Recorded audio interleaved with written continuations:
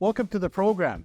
On today's show, we got Anthony Sarno, entrepreneur, a man who started his business from scratch, tells you the pitfalls, what to look for, and the things that you should do to be successful in business. Anthony Sarno.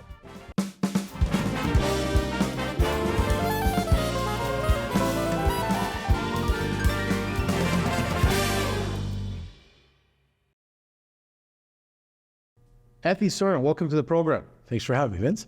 We're launching our entrepreneurial series, and I wanted to kick off the series with you. I've known you for a long time, and I've seen your growth pattern in terms in the business culture, the business community. You know, it sounds easy. People get into business. You know, I want to be a businessman. I want to open up my own business, whatever. Sounds easy, but when you actually get into the pit, it's not that easy. Give us a little bit of background in terms of how you started off in business. Well, thank you. Well, you've definitely known me a long time since I was a little kid. Yeah. So I think we've got, at least over 30 years of history. For sure. So I started off in 1999, back in the day when we had Zellers. I'm not sure if anyone remembers the Zeller stores, but we used to have a solicitation of credit cards, and we were working on behalf of all the Zeller stores. So back in the day, we were trying to increase the credit blend for those stores at the time. So I literally made an introduction to the HR person working at Zellers, who ended up being someone at Canon. And my fiance at the time had suggested, hey, listen, why don't you try and apply for a job at Canon? I think it'd be a great opportunity to apply your sales experience. Did that, went through the interview process, applied my trade working at Canon from 1999 to 2004. And I worked in the supplies and sales division at Canon. So great opportunity, great company. I can't say enough about what I learned within that organization. And it really opened up the avenue for Ask Office Solutions today. And it all came down to really, I thought they were joking, but during a negotiation of our commission structure, which normally large organizations do every year, they had mentioned to me and they had stated, listen, you're achieving 225% of plan. And we feel that there's more for you to do, but in order for us to do that, we can give you accounts that don't have any traction, which I thrive on. I love having that opportunity. Yeah, you're generally you started in sales. Generally, you got to have the gift for the gap. You got to read a room. You got to know when to talk, when to back off. But generally, it's pretty much always hit. Especially in certain businesses like the Canon, the photocopier business, or any other business that one may want to get involved in. There's different degrees of sales force, but it really was that people, that personal relationship that you built up. When you were at Canon and you were excelling in sales and you were looking at other opportunities, and obviously things came along, and we'll talk about how you developed into your own business.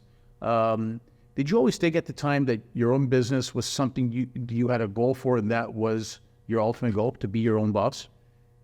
Great question. When you succeed in working with a large organization, sometimes you become complacent. And I believe that if that negotiation didn't happen during our discussion on our commission structure, You would have kept a comfortable job. I would have probably been there till this day. And I look back saying, what if? But I'm definitely content with what I've done. Right. But I'm sure some days you have regrets, obviously, in terms of the growing pains of having a business, especially when you have staff, issues of problems, collections, and we'll talk a little about that. And you're right. When a young person is looking to get into a career, whether it's sales or government, like everybody talks about government jobs, after the defense jobs, comfortable. It's kind of the same situation. You got a comfort level. You get your paycheck. You know that paycheck's going to be there. And you really never change. And a lot of those jobs too, they're all handed down to their kids. That's right. It's one of those situations where they all help each other, and you get used to a certain customary environment, and it takes courage to jump out into the deep end. And when you did that transition at that point, and timing is everything in life. I believe timing. Obviously, you got to have your knowledge, but timing, it really is a big factor in how we develop relationships and businesses, whether it's family or whatever. But in your case, when you actually knew and you saw that path, were you scared? I was petrified, and I'll explain to you. That departure was something of an experience where you have a Fortune 500 company. And obviously, when you leave a Fortune 500 company and you go to start something in their relative field, there's going to be some ramifications that come with that. So whether it was the legalities that I went through or the credit lines that were looking at having ceased, or working with clients that now were receiving lower pricing, or looking at maintaining the current client base that I had built up, it was the most difficult time in my life. My wife was pregnant with our second child, and it was something where when people tell me that they go through stresses in life, this was at the point where, did I make the right decision? Did I make the right decision to take this journey and path and go through the extreme hills that I had to climb to get over that hump, and more importantly, get to the final end of really trying to achieve something that was going to be viable? In the first 3 years, I didn't feel it was going to be. And I was obviously working up against my competitive aspects of all my competition, my former company. So it was extremely difficult. Yeah. I obviously advertising, marketing is a big part. And I want to talk a little bit about social media, things of that nature. And you at one time, I remember driving, I believe on Dufferin or North on Dufferin, and I looked to the right and I see this billboard and I see this face and I said, I think I know this person. And you had this billboard, I believe around Yorkdale. That's correct. And not many people have the gumption or the wherewithal to have a billboard up there. Was that something that obviously in the business you're in, you really wanted to make your mark and you wanted to go it big? It was strategy. It's strategic. And actually we have another one coming up December 2nd, 2024. Right. It's the most popular area. It's during Did it the help? holidays. Did it help? It helped with awareness. So you saw it, and I'm assuming that many others did. So it created awareness when we were calling into companies, and they would recognize saying, well, I saw that billboard, I saw the name, was there an orange sign? So it created awareness, and it breached, more importantly, an opportunity for us that we wouldn't have had we not done it. Anthony, when you finally had your own business and you had your staff and you had people, do you as a principal owner of the company, and I'm assuming you're the principal owner of the company, do you feel that there's a responsibility with all the people around you that you have to meet payroll, you have to get certain things out? Do you feel the burden, responsibility on your shoulders as the owner much bigger? And did it get easier for you? Well, as the sole owner of Have Solutions Incorporated, it's become more reliant than ever. The market has changed considerably after COVID. Right. The market conditions are not the same as they were 10 to 15 years ago. So I have a fiduciary responsibility to not only myself, but to my staff. And I feel that marketing, sales, creating networks is more required now than it was when we first started. You mentioned COVID. I wanted to talk about, obviously COVID affected a lot of people's businesses, and it affects business like you, where people would be going into offices every day. Now, most of these offices, these banks, government institutions, they go in 2 or 3 days. Some cases still they don't go in. Obviously, I'm assuming your business took a hit because of that. Well, quite frankly, it didn't. So being in the entrepreneurial spirit, we had to pivot. So we pivoted to the medical field. That was the question. So we obtained our MDL, and we were selling sanitizers, gloves, masks, anything related to COVID that would obviously assist with the current conditions. And never missed a beat. We were considered mandatory. And at the end of the day, it was probably one of the busiest times that we had. And it's unfortunate because we don't want to work under conditions of panic. Yeah, but what you did as an entrepreneur, in a time that you saw that there was panic, you also saw an opportunity and you pivoted with the structure that you had, and you went into another area and you excelled. And did. Not many people have that ability to do that, to pivot like that. Well, it really came down to, the story is quite exceptional, where one of our staff and we had everyone in. We never missed a beat. We were always in the office. One of our staff had a relative who was in the manufacturing field for sanitizers. Right. So one of our customers kind of gave us an idea that they felt that this was a need in January of 2020. We went to the manufacturing plant and was proactive and took the risk of buying truckloads of sanitizers, 12 in a case, 1 liter bottles. And the response was, well, why on earth do you want to buy sanitizer in that type of volume? Like they didn't think I was serious. Came back with a certified check the next day. I secured a position to have sanitizer. And in March of 2020, we had to create a queue system because it was just remarkable at the amount of people, and the word got out that we were one of the only people that had sanitizer available. And that's what we'll, in the business world, as we talked about pivoting, you have an organization that's set up, and in many businesses, aside from the COVIDs, the business you're in, photocopying, whatever, technology changes. You see commercials everywhere with Shaquille O'Neal, and I'll buy a toner, it lasts you for a year or 2 years, whatever.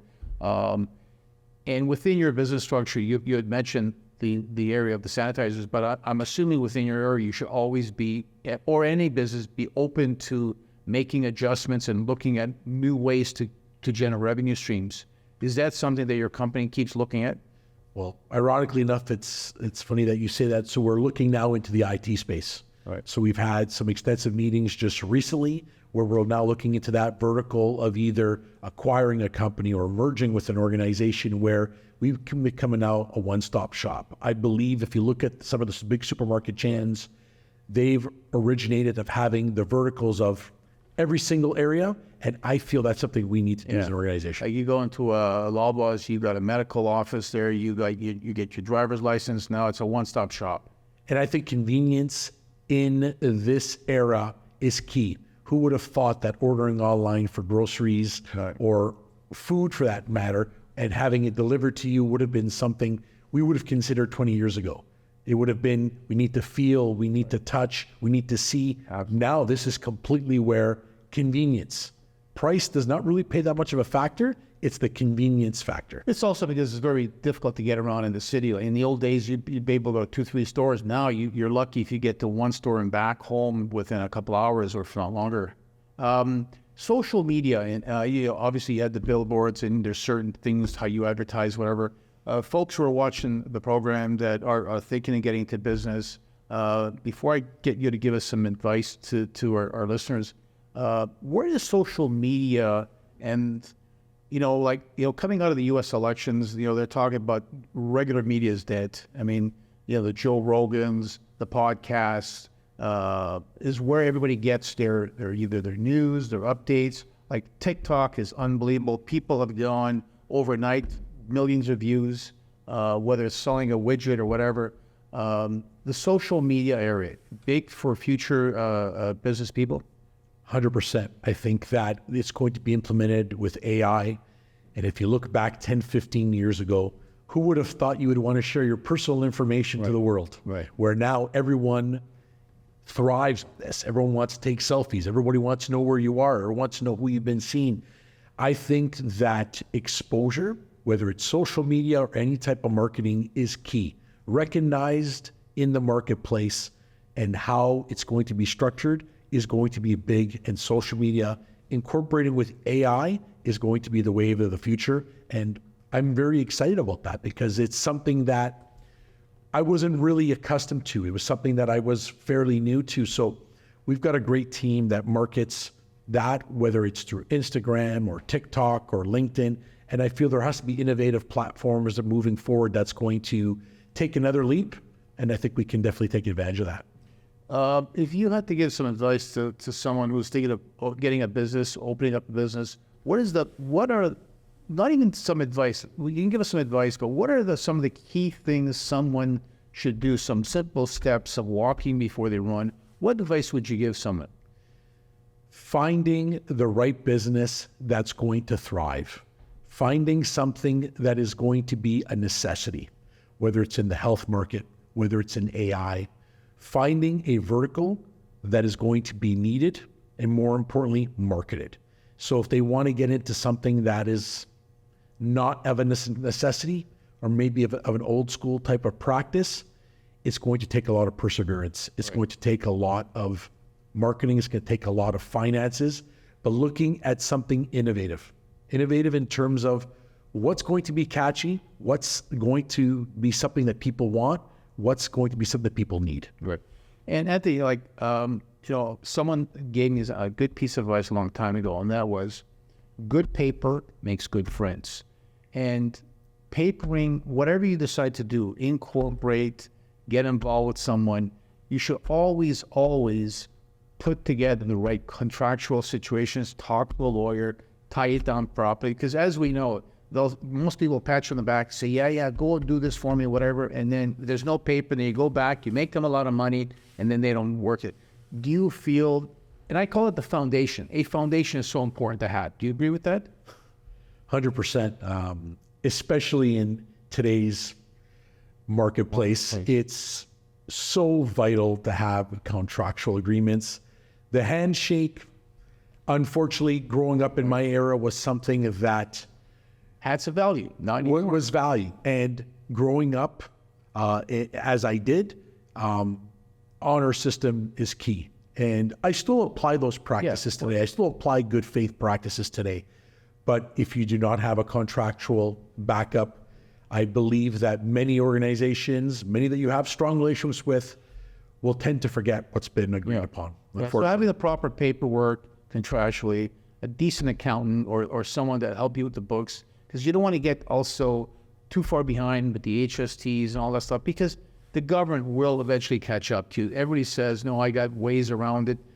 Keep it very simple, get some good advice, build a proper foundation, and then add to it, because these businesses, as you've said, they take off, and then they take off before you know it. There's all kinds of people involved, and sometimes that whole organization could be shifted. So you agree that having a solid foundation from the beginning is so crucial? It is, and it's the only way to continue growth. Yeah. And as you grow, I believe in having in-house accountants. I believe in having in-house legal. I believe that they should be part of the practice, more importantly, not just from the fields that they promote, but more importantly, having as multifaceted people within your organization, whether they can engage in operations or engage in different entities of the business.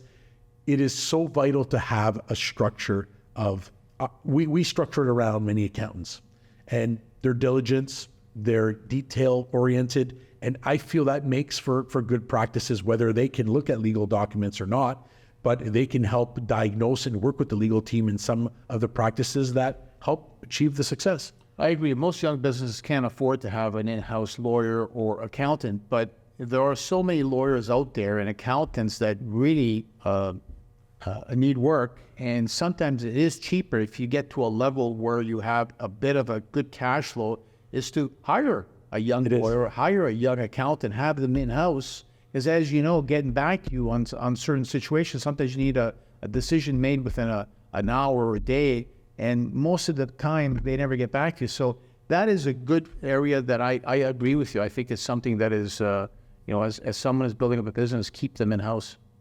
Absolutely. And we consult with them on every single decision.